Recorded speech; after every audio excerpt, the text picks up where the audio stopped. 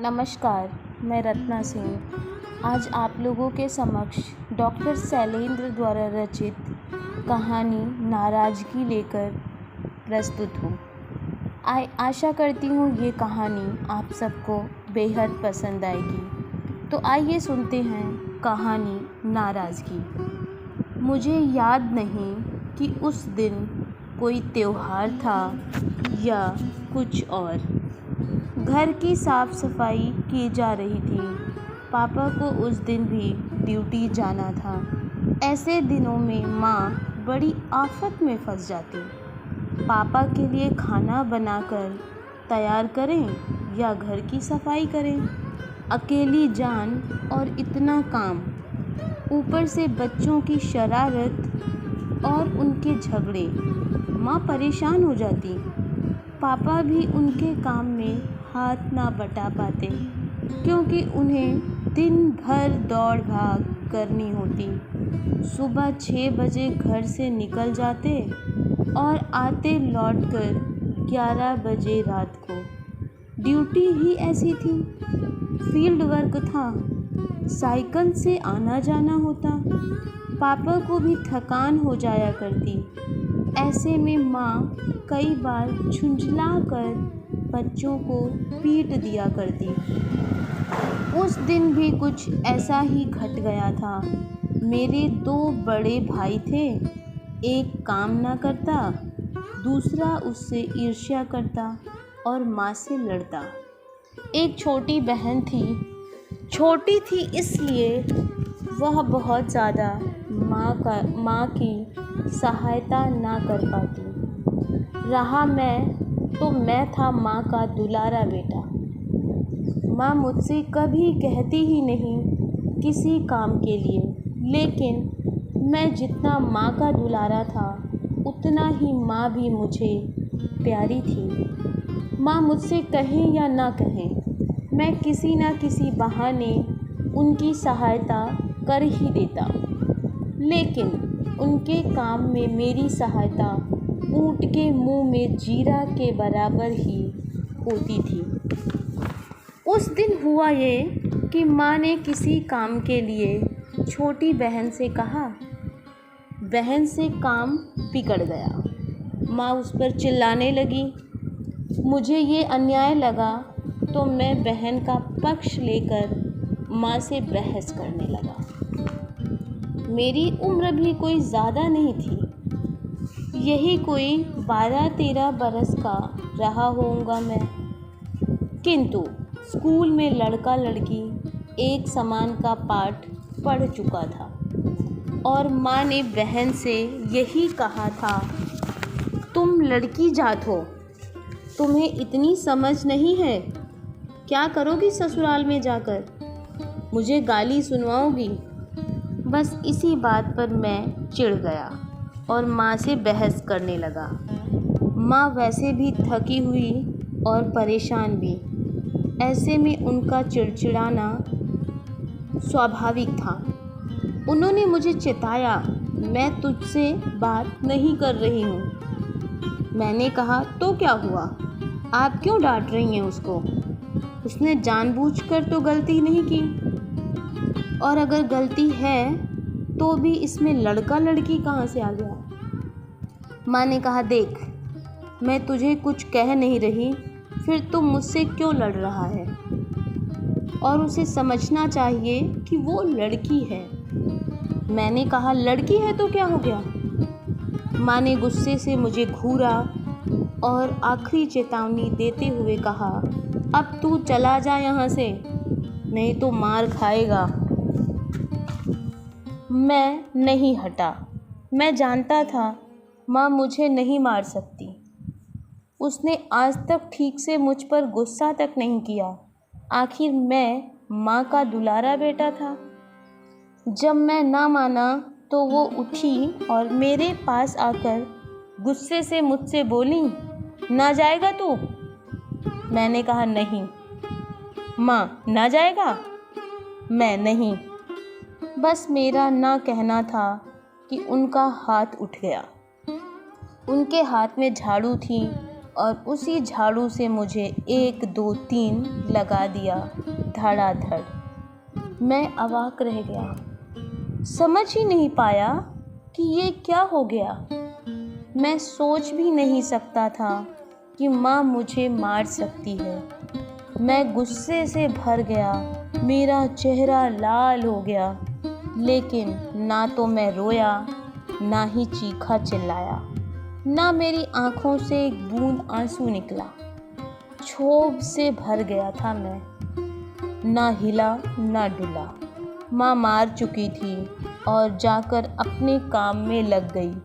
थोड़ी देर मैं खड़ा रहा, फिर वहाँ से उठकर चला आया। आकर कमरे के एक कोने में फर्श पर बैठ गया। रोने की बहुत इच्छा हो रही थी, पर रोया नहीं। दिमाग में बवंडर सा छा गया था। मैं माँ का दुलारा था। मन में घमासान मचा हुआ था। माँ ने मुझे मारा, मेरी माँ ने मुझे मारा। असंभव, कितनी झूठी है। हमेशा प्यार, हमेशा दुलार, कितनी झूठी। मैं क्या समझता था और क्या निकली। मैंने इतना क्या गलत बोल दिया। यही प्यार है इनका। पर पता नहीं क्यों इच्छा हो रही थी माँ की गोद में सर रख दूँ, रो लूँ, जी भर कर रो लूँ, माँ से शिकायत कर दूँ। जब कभी मुझे डांट पड़ती या कोई मार देता या कहीं चोट लग जाती या कोई कीट पतंगे काट लेते, माँ मेरे हर कष्ट का इलाज कर देती थी। मैं निर्जीव ईंट पत्थर की शिकायत भी माँ से कर देता था। और माँ तो माँ ही। माँ आसमान को डांट देती, ज़मीन को भी चप्पल से पीट देती थी। लेकिन जब माँ की शिकायत माँ से ही करनी हो तो कैसे करें। दिल के अंदर कुछ टूट सा रहा था। मुझे माँ की हर बात याद आने लगी। जब वो मुझे प्यार करती थी, जब बिल्कुल छोटे थे, माँ अक्सर एक खेल खेला करती मुझसे। माँ कहती, मेरा राजा बेटा कौन। और किसी के बोलने से पहले मैं झट से कहता मैं।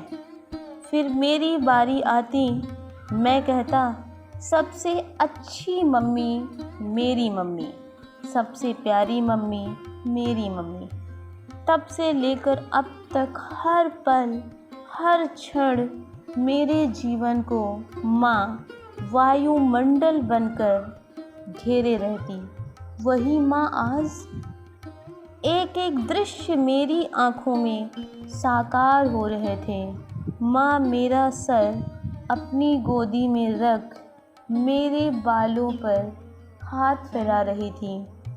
मैंने पूछा, माँ रिंकी की मम्मी उसे दूध क्यों नहीं पिलाती। माँ ने कहा, अरे वो बड़ी हो रही है ना, कौन बच्चे को साल भर दूध पिलाता है। मैंने कब तक दूध पिया था, मैंने पूछा। माँ तू अपनी बात मत कर, मेरे सारे बच्चों में सबसे ज़्यादा मैंने तुझे दूध पिलाया है। मैंने कहा, मुझे क्यों। माँ मैं तुझसे बहुत प्यार करती हूँ, इसलिए। मैं क्यों प्यार करती हो मुझसे। माँ चल हट, बड़ी बातें करता है तू।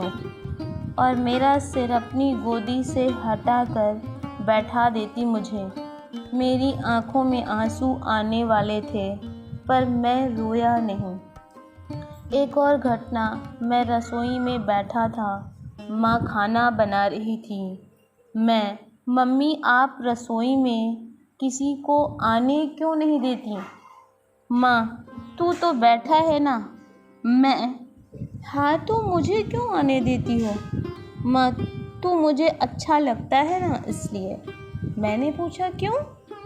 माँ चल भग यहाँ से। मैं उठकर जाने लगा तो मुझे गोद में उठाकर बोली, कहाँ जाता है मेरे राजा बेटे। मुझे हर याद चुभने लगी।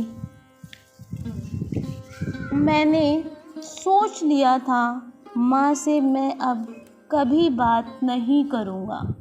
कितने ही दृश्य आँखों के सामने से आ आकर मेरी आँखों को नम करते रहे। मन कर रहा था माँ मुझे गले से लगा ले, लेकिन वो मुझे क्यों प्यार करेगी? बहुत गुस्सा करती है, करे। मैं खुद ही नहीं जाऊँगा उनके पास। मैं धीरे से उठा और चारपाई पर औंधे मुँह जा गिरा। घंटा 2 घंटा बीत गया होगा। बड़ा भाई आकर बोला, जाओ खाना खा लो। मैं नहीं बोला, वैसे ही पड़ा रहा। दूसरा भाई आया, खाना खाओ जाकर। मैं नहीं खाऊंगा। बहन, खा लो जाकर ना। मैं कह दिया ना, नहीं खाएंगे तो नहीं खाएंगे। 2 घंटे और बीत गए होंगे।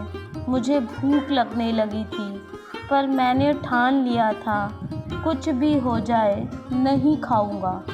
भूख तो लगी ही थी, सोच सोच कर थक गए थे। मुझे नींद आ गई। शाम को फिर सब बारी बारी से खाने के लिए मुझे बुलाने आए और मैंने सबको फिर से मना कर दिया। भूख तो बहुत तेज़ लगी हुई थी, पर मेरा गुस्सा था जो मुझे नहीं जाने दे रहा था। ज़िद्दी तो एक नंबर का हूँ। एक कसक और मन में उठी कि माँ एक बार भी बुलाने नहीं आई। क्या सच में माँ का प्यार झूठा है? एक बार भी हाल पूछने नहीं आई मेरा। वही वो माँ है। नहीं गया मैं खाना खाने। सब भाई बहन खाकर सो गए। माँ पूरा दिन भीतर ही रहीं, एक बार भी बाहर नहीं निकली थी। पापा भी ड्यूटी से लौटकर आ गए थे और खाना खाकर वापस आ गए और लेट गए थे। पापा लेटे लेटे मुझसे बोले, जाओ खाना खा लो जाकर। मैंने कहा, मेरी इच्छा नहीं है। वो बोले, क्यों इच्छा नहीं है? मैंने कहा, बिल्कुल भूख नहीं लगी है, नहीं खाऊंगा। पापा, तू क्या चाहता है? तेरी माँ ऐसे ही भूखी बैठी रहे, भूखी सो जाए? सुबह से उसने पानी तक नहीं पिया। सारा दिन इतना सारा काम धाम, वैसे ही थक गई। और ऊपर से तू? मैं अवाक रह गया, सोच में पड़ गया। माँ ने खाना नहीं खाया क्यों? ऐसा लगा जैसे मैंने ये प्रश्न स्वयं से पूछा हो। मेरी वजह से। मैं उठकर चला गया रसोई में। देखा माँ बैठी थी चुपचाप। मुझे देखते ही थाली उठाई और खाना परोसने लगी। खाना निकालते निकालते उनकी आँखों में आंसू आ गए। ये सब देखकर मेरी भी आँखें डबडबा आई। मैंने कहा, सॉरी मम्मी।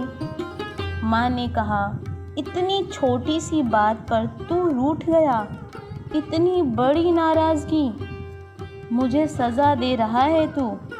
गुस्से में थी तो तुझे भी 2 झाड़ू लगा दी। मैंने कहा, तुम मुझे खाने के लिए एक बार भी बुलाने क्यों नहीं आई? माँ ने कहा, केवल तू ही रूठ सकता है, मैं नहीं। माँ, तुझे इतना प्यार करती हूँ, क्या तू मुझे माफ़ नहीं कर सकता? मैं क्या बोलता? मन कर रहा था खुद के गाल पर कितने ही थप्पड़ मारूं। सोचने लगा मैंने माँ को कितना दुख दिया। माँ ने आगे कहा, जिसे जितना चाहो वो उतना ही दुख देता है।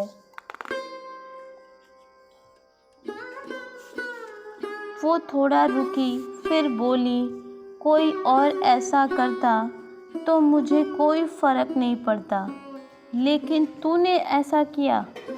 और वो फफक कर रो पड़ी। मैंने खाना छोड़कर माँ को गले लगा लिया। माँ ने मुझे बाहों में भर लिया। सुबह से जो तूफ़ान सीने में उठ रहा था मेरे, वो भाप बनकर उड़ गया और मेरी पलकों का बांध तोड़कर मेरे आंसू बह चले। पूरा दिन रोने से खुद को रोका था, अब मेरा रोना बंद नहीं हो रहा था। हम दोनों ही रो रहे थे। मैंने पूछा, तूने खाना क्यों नहीं खाया? माँ ने कहा, दुष्ट, तुझे खिलाए बिना मैंने कभी खाया है क्या? मैंने कहा, मैं दुष्ट हूँ? माँ ने कहा, कौन इतना रुलाता है माँ को? तू दुष्ट तो है ही। इतना कहकर माँ मुस्कुरा दी। मैं भी मुस्कुराने लगा।